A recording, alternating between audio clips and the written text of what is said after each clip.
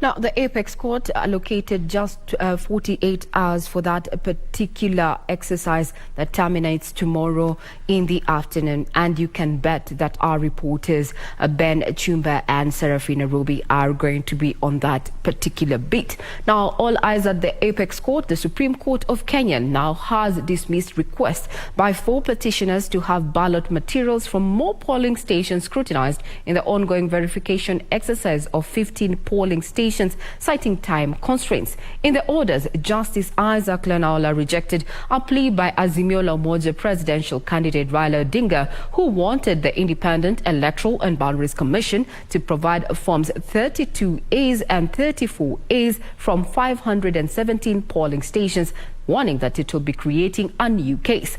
Justice Lenaola also directed the IEBC to provide Forms 32As and 34As Book 2 from only 41 polling stations as requested in the affidavits of Celestine Anyango Opiyo.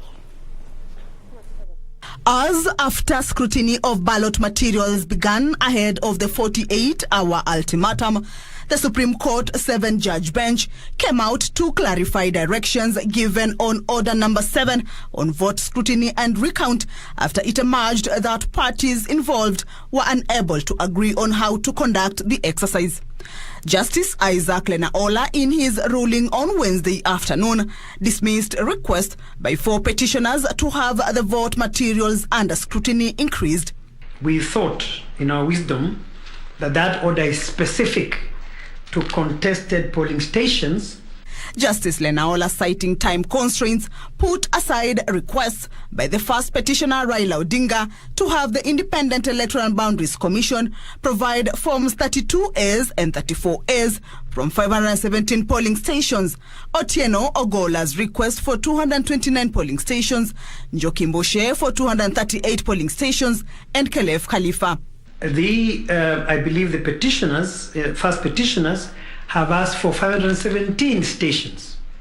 Obviously, with the time we have, and they've already spent the whole day haggling on this, 24 hours or 48 hours are gone, it is now impossible to comply with that order. The Supreme Court has directed IEBC to only provide Forms 32As and 34As Book 2 from only 41 polling stations in affidavit of Celestine Anyango Opiyo for scrutiny, saying any additions will be creating a new case. That is the only way that exercise can be can have meaning.